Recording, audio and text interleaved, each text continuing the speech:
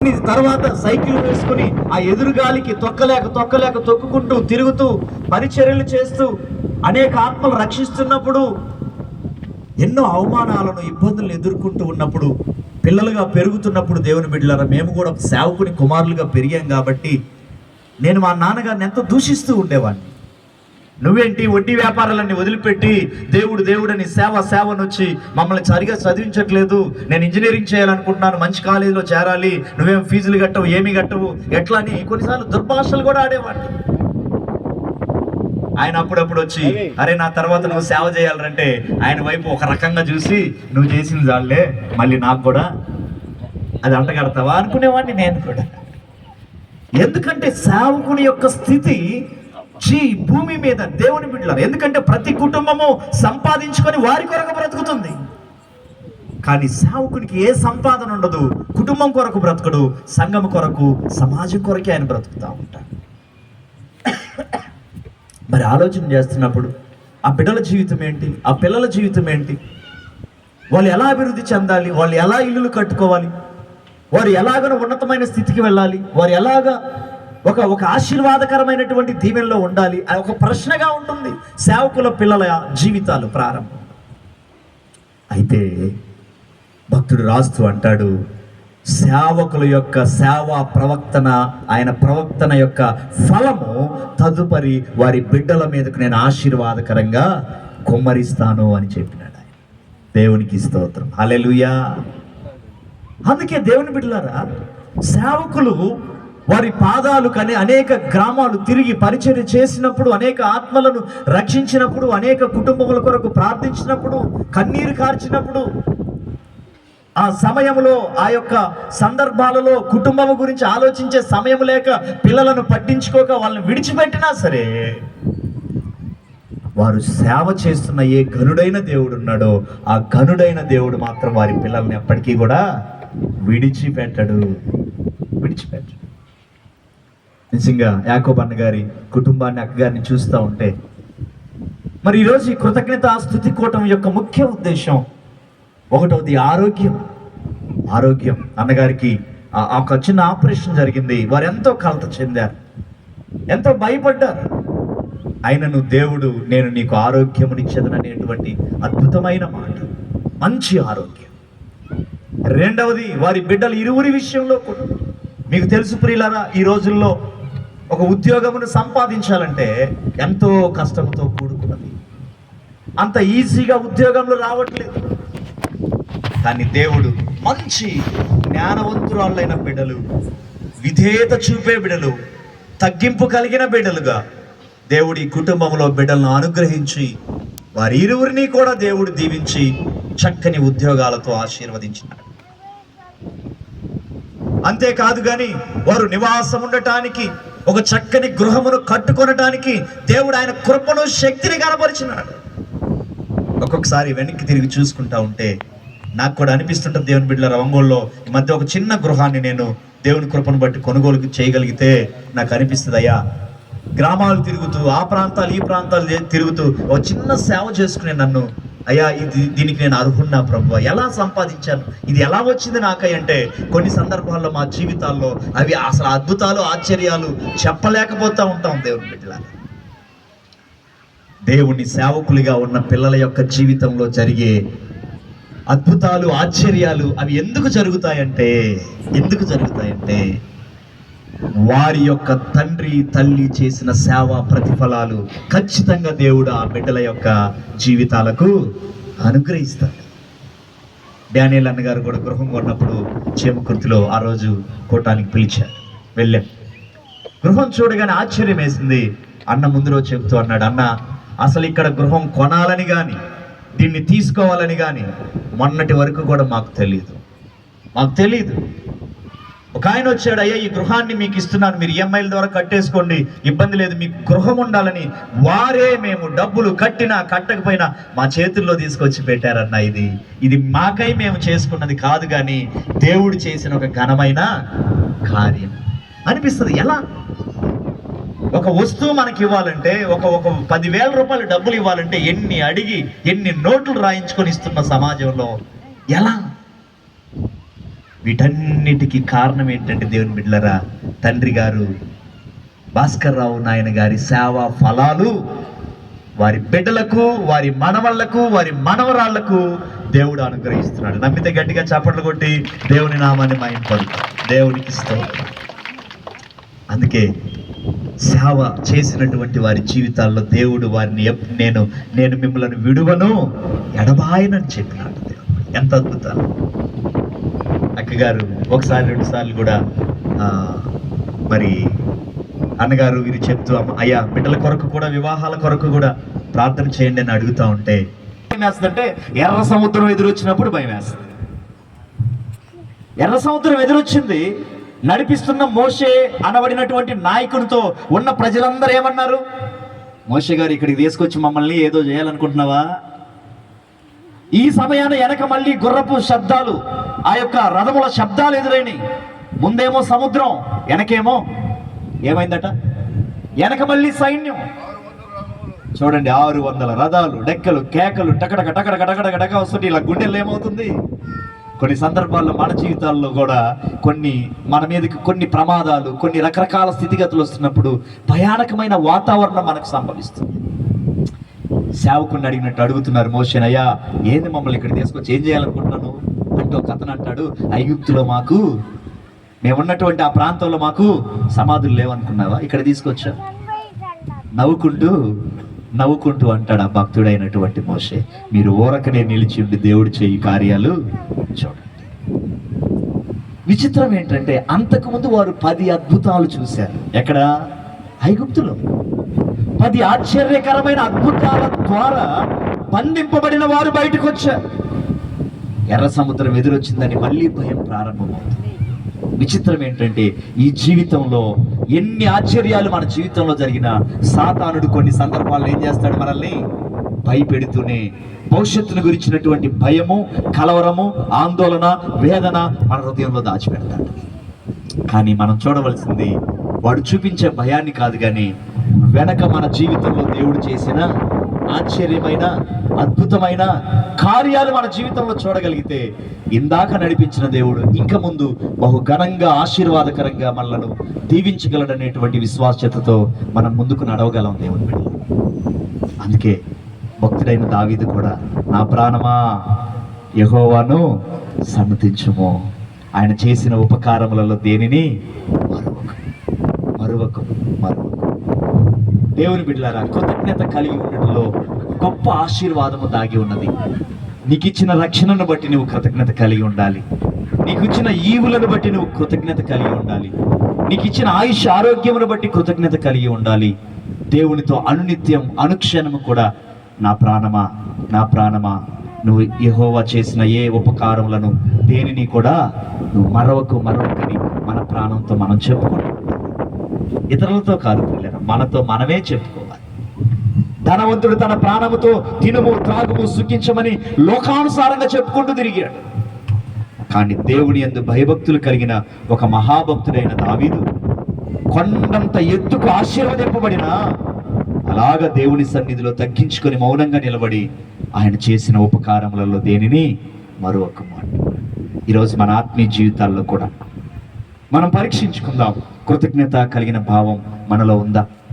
Corona సమయంలో ప్రియులరా, కుప్పలు కుప్పలుగా క్లౌపేటలో ఎంతో మంది తెలిసిన ఆత్మీయులే దగ్గరికి వెళ్ళి సమాధుల్లో పెట్టి ఆ బరియల్ గ్రౌండ్కి తీసుకువెళ్తుంటే, నిన్నటిదాకా మనతో ఉన్నవారే కదా, ఏంటి ఘోరాలు అని భయమేసేది ప్రియులరా. ఎలాంటి విపత్కర పరిస్థితుల్లో దేవుడు మనల్ని కాపాడినాడు, కరుణించినాడు, కృప చూపినాడు. ఆయనకి ఎలాంటి కృతజ్ఞతాస్తుతులు చెల్లించగలుగుతున్నాం, ఎలాంటి కార్యాలు చేయగలుగుతున్నాం? విచిత్రం ఏంటో చెప్పంటారా? పాస్టర్ గారు కృతజ్ఞతా కూటం మీ ఇంట్లో పెట్టుకోండి అమ్మా అనేదాకా కూడా చాలా మంది కృతజ్ఞతా కూటం పెట్టరు. అని చెప్పేదాకా కూడా పెట్టని పరిస్థితులు చాలా సంఘాల్లో, చాలా కుటుంబాల్లో నేను చూస్తూ ఉంటాను. 5 ఏళ్ళైనా 10 ఏళ్ళైనా కృతజ్ఞత కూటము పెట్టుకోవాలన్న ఆలోచన లేని స్థితిలో కొందరు ఉంటున్నారు. అందరని నేను చెప్పను ప్రియులారా. కానీ దేవుడు కృప చూపితే ప్రతి సంవత్సరం కూడా వాళ్ళలో ఏం జరగాలి? కృతజ్ఞత కూటము ఖచ్చితంగా జరగాలి. ఆయన చేసిన ఉపకారములను బట్టి, మేలులను బట్టి, ఆయన చూపించినటువంటి దయను బట్టి, వాత్సల్యమును బట్టి, ఆయన ఇచ్చిన ఉచితమైన రక్షణను బట్టి ఆత్మీయులైన అందరినీ సమకూర్చుకొని, మన రక్త సంబంధీకులు ఆత్మీయులే కదా. యేసు రక్తము చేత కడుగబడిన, కొనబడిన, శుద్ధీకరించబడిన రక్త సంబంధీకులుగా మారిన ఆత్మీయులే కదా. బంధువులు, రక్త సంబంధీకులని మనము భౌతికంగా, శారీరకంగా ఆలోచించినా యేసుక్రీస్తుని నమ్మిన తరువాత, గుర్తెరిగిన తరువాత ప్రియులరా, ప్రాముఖ్యమైన రక్త సంబంధం ఏంటో తెలుసా? క్రీస్తు యొక్క రక్త సంబంధం. అందుకే సంఘంలో క్రీస్తు రక్త సంబంధమే ఉండాలి, కానీ లోకానుసారమైనటువంటి సంబంధాలు ఉంటే సంఘం విచ్ఛిన్నం అవుతూ ఉంటుంది. మనందరం క్రీస్తు రక్త సంబంధం. ఇందులో కులమని, గోత్రమని, వర్గమని, ప్రాంతమని, భేదమని ఏదీ లేదు. ఆయన విలువైన రక్తము చేత శుద్ధీకరింపబడి, పరిశుద్ధపరచబడిన విలువైన సొత్తుగా, ఆయన ఆస్తిగా, ఆయన సొత్తుగా మనల్ని తీసుకుంటాడు. దేవుని బిడ్డలారా, మరి ఇంత చక్కటి కార్యక్రమం దేవుడు వాతావరణమును అనుకూలపరిచి ఇంత గంభీరంగా జరగటానికి కృప చూపినందుకు ఆయనకి ఘనత, మహిమ, ప్రభావములు కలుగునుగాక. అందరం కళ్ళు మూసుకుందాం, చిన్న ప్రార్థన చేసుకుందాం. ప్రియులారా, అందరం కళ్ళు మూసుకుందాం, చిన్న ప్రార్థన చేసుకొని ఈ యొక్క వర్తమానం ముగించుకుందాం. అందరం కూడా మరి ఈ కుటుంబం కొరకు చిన్న ప్రార్థన, యాకోబన్న గారి కొరకు, బిడ్డల కొరకు, దేవుడు చేసిన ఉపకారములను బట్టి, మేలులను బట్టి దేవా దీవించుము, ఆశీర్వదించుము. నీ కృప వెంబడి కృపలో నాయత్రాలు, మీరిచ్చిన రక్షణను బట్టి స్తోత్రాలు నాయన, మీరిచ్చిన సేవా ఫలములను బట్టి స్తోత్రాలు నాయన. అయ్యా, మీ యొక్క కృప ఎంతో గొప్పది నాయన, మీ ఆశీర్వాదములు ఎంతో గొప్పవి నాయన. దావీదును అత్యున్నతంగా దీవించినారు, మన సింహాసనం ఉంటుందని ఆశీర్వదించినారు. అబ్రహామును, ఇస్సాకును, యాకోబును దీవించినారు. వారి నుండి కోట్ల ఇసుక రేణువుల కన్నా విస్తారమైన ఆత్మలను, నీ బిడ్డలను, నీ సొత్తుగా ఆ బిడ్డలకు మీరు అనుగ్రహించినారు నాయన. స్తోత్రాలయ్యా. యాకోబన్నను బట్టి, జ్యోతక్కను బట్టి ప్రార్థిస్తున్నాం నాయన. మేము ఎదురు చూసే, మేము వెతికేటువంటి కార్యముల కన్నా మీరు వెతికి, మీరు చూయించే కార్యములు గొప్పవి నాయన. దీవించండి, ఆశీర్వదించండి నాయన. అలాగే నాయన, యాకోబన్న గారికి మీరు ఇచ్చిన ఆరోగ్యమును బట్టి ఆపరేషన్ అయినా సక్సెస్గా, ఎలాంటి ఇబ్బంది లేకుండా, అయ్యా ఎలాంటి భయములు లేకుండా నీ బిడ్డకు నాయన మీరు చూపించిన కృపను బట్టి స్తోత్రాలు. అలాగనే తండ్రి, మీరిచ్చిన ఈ గృహము తండ్రి, మీ శక్తి, మీ బలం, మీ కృప నాయన, నీతిమంతుల గుడారాలలో క్రీస్తును గూర్చిన ఉత్సాహ సువార్త సునాదము వినపడునని మీ వాక్యము సెలవిచ్చినట్లుగా ప్రభువా, ఇదిగో నాయన ఈ గృహము నాయన మీ రక్షణ సువార్తను ప్రకటించడానికి మీరు ఇచ్చినారు నాయన. యెహోవా ఇల్లు కట్టని ఎడల కట్టువారి ప్రయాసం వ్యర్థమని మీ వాక్యం సెలవిచ్చి ఉన్నది. ఇదిగో నాయన, ఈ యొక్క చిన్న గ్రామంలో ఇంత మంచి గృహమును వీరు ఏర్పాటు చేసుకున్నటకు అయ్యా అక్కగారు చెప్పారు, అయ్యా నా ఆలోచన కాదు, అసలు నేను ఇక్కడ గృహము కట్టుకోవాలని మేము అనుకోనలేదయ్యా, కేవలము దేవుని చిత్తము, దేవుని ఇష్టము మాత్రమే. అవును నాయన, మేము ఎక్కడ ఉండాలో, ఎలా ఉండాలో మా కొరకు మీరు సమస్తము సమకూర్చిన వారయ్యా. అందును బట్టి స్తోత్రాలు చెల్లిస్తూ అయ్యా 2 సంవత్సరాలు మీ కృపతో ఈ గృహమును ఆశీర్వదించి దీవించినారు. 3వ వసంతములోనికి అయ్యా ఈ గృహమును మీరు ఆశీర్వదిస్తూ ఉండగా, ఈ సంవత్సరములో నాయన మీరు దాచి ఉంచిన దీవెనలు, మీరు దాచి ఉంచిన శుభకార్యములు, మీరు దాచి ఉంచిన ఆశీర్వాదము సమృద్ధిగా నీ బిడ్డల మీద నిండుగా, మెండుగా, ధారాళముగా ఉంచమని ఏ అధ్యక్షులుగా ఉండి నడిపించిన అన్నగారిని బట్టి, అలాగే నాయన దైవజనులందరిని బట్టి ప్రార్థిస్తూ, సేవకుల యొక్క సేవ ఫలము, ప్రార్థనా ఫలము ఈ కుటుంబము నాయన ఆశీర్వాదకరంగా మారులాగున మీ సహాయమును, కృపను అనుగ్రహించమని, ఇంత మంచి వాతావరణం అనుగ్రహించినందుకై మీకే కృతజ్ఞతాస్తుతులు, స్తోత్రాలు చెల్లిస్తూ నజరేయుడైన యేసుక్రీస్తు నామములో ఈ ప్రార్థన అడిగి వేడుకొనుచున్నాము ప్రియ పరలోకపు తండ్రి, ఆమేన్. గారికి వందనాలు, నాయన గారికి ప్రత్యేక వందనాలు, అధ్యక్షుల వారికి అలాగే అయ్య గారికి కూడా ప్రత్యేక వందనాలు తెలియజేస్తుంది. Thank you. ఆశీర్వాదము, దీవెన ఈ గంభీరమైన అంశంలో చాలా చక్కని వర్తమానము అందించిన పాస్టర్ గారికి యాకోబు గృహము పక్షములో ఈ సమయంలో మనందరి పక్షంలో కూడా ప్రత్యేకమైన వందనములు పాస్టర్ గారికి తెలియపరుస్తూ ఉన్నామండి. మరి ఓట్ ఆఫ్ థ్యాంక్స్ మరి చెప్పవలసి ఉన్నది. యాకోబ్ కానీ మరి జ్యోతిమ్మ గారు కానీ మరి వచ్చినట్లయితే వారు రాని పక్షంలో మరి భాస్కరరావు నాయన గారు ఉన్నారు. వారు ఓట్ ఆఫ్ థ్యాంక్స్ చెప్పి వారు ప్రార్థన చేసిన మీదట లాస్ట్గా మరి పాస్టర్ గారి ఆశీర్వాదంతో ఈ యొక్క కృతజ్ఞత కూటము ముగించబడుతుంది.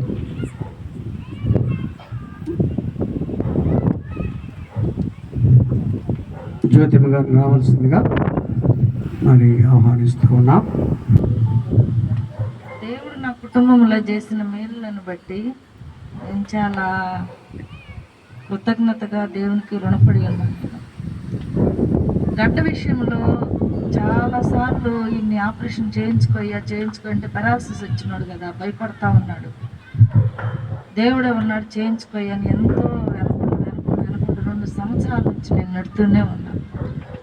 చివరికి ఆగస్టు 9వ తారీఖున హాస్పిటల్లో చేయించుకున్నాడు. దేవుడు కూడా ఏం లేదని చెప్పారు డాక్టర్ గారు. సంతోషం అనిపించింది. తర్వాత బిడ్డలు ఉద్యోగ విషయంలో కూడా నేను ఎంతో కన్నీరుగా ప్రభా నాకు 2 ఆడపిల్లలు ఇచ్చావు తండ్రి, ఈ బిడ్డల పరిస్థితి ఏంటి, బిడ్డల గురించి నువ్వు ప్రార్థన చేసావా ఏంటి అని దేవుని సన్నిధిలో నేను ఏడ్చే బిడ్డల కొరకు దేవుడు నా బిడ్డలకి 2కి మంచి ఉద్యోగాలు ఇచ్చాడు. నా భర్త గృహము కూడా నాకైతే ఇక్కడ ఇల్లు కట్టుకోవడం ఏ మాత్రం కూడా ఇష్టం లేదు. నేను నిజంగా దేవుని ఎదురు చెప్తున్నా. ఇది దేవుడు ఎందుకు నాకు ఈ గృహం ఇచ్చాడో నాకు ఇప్పటికి కూడా అర్థం కావట్లేదు. ఆయన కార్యాలు ఆశ్చర్యంగా ఉంటాయి. దేవుడు మంచి గృహం ఇచ్చాడు. ఇది 2వ సంవత్సరము. గృహంలో ప్రార్థన పెట్టుకోవాలనుకున్నాను. ఈ కార్యాలన్నింటినీ వచ్చి కూర్చొని వాక్యం విన్నారు. మీ అందరికీ నా హృదయపూర్వక కృతజ్ఞతలు తెలుపుకుంటూ వచ్చిన ప్రతి ఒక్కళ్ళు కూడా భోజనం చేసి సంతోషంగా వెళ్ళామండి.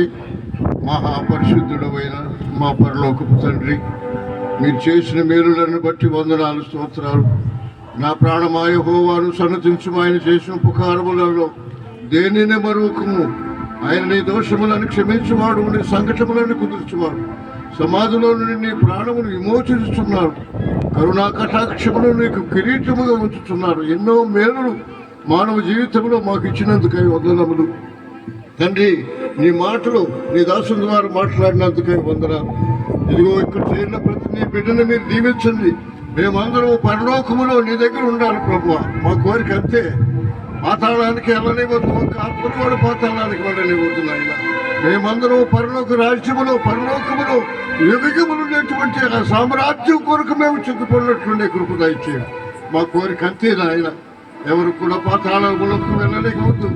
మహిమకరమైనటువంటి సామ్రాజ్యము, యుగముల సామ్రాజ్యము, 12 రత్నాల ముత్యాలతో అలంకరించబడిన రాజ్యము కొరకు మేము చిత్తపడిలో కృప దయచి కుటుంబాన్ని దీవించండి. ఆయన కుమారుని బట్టి, కోడలను బట్టి, మనవరాలను బట్టి, అందులో ఈ పాలెములో ఉన్న ప్రతి కుటుంబాన్ని బట్టి మీకు వందనాలు, స్తోత్రాలు చెల్లించు. మొట్టమొదటిగా ఓ తండ్రి ఎంతో కన్నీరు కార్చాను ఈ స్థలంలో నాయన. అయినను కన్నీరు వ్యర్థముగా లేదు. నీ బిడ్డను బలపరిచి వాడుకుంటున్నావు. ఇదిగో ఈ స్థలంలో ఉన్న ప్రతి బిడ్డను దీవించి ఆశీర్వదించి కాపాడమని, మీ సన్నిధి ఇచ్చేయమని, చక్కని వాతావరణం వచ్చినందుకే నీకు స్తోత్రం చెల్లించు. యేసు నామమున అదిగో మా తండ్రి నీ దాసుని నుండి సహోదరుని కుమార్తెను నాయన, మా తండ్రి నీ కుమారులను ఇదిగో వాద్య బృందములతో కూడుకుని బిడ్డను తెచ్చినందుకే వందనములు. నీ కృపలో జ్ఞాపకం చేసుకొని కాపాడు దీవించి ఆశీర్వదించమని యేసు నామమున అడుగుచున్నాము తండ్రి, ఆమేన్. మన పరమ తండ్రి అయిన దేవుని యొక్క ప్రేమయు, ఆయన కుమారుడైన యేసుక్రీస్తు వారి ఉచితమైన మహాకృపయు, పరిశుద్ధాత్మ దేవుని యొక్క అన్యోన్య సహవాసం మనందరికీ అక్కడ పరిశుద్ధులకు సదాకాలము తోడై నీడయుండి కాపాడు రక్షించు దీవించునుగాక. Amen, amen. Thank you. God bless you. ఇక అందరికి కూడా భోజనములు ఈ పైనే ఏర్పాటు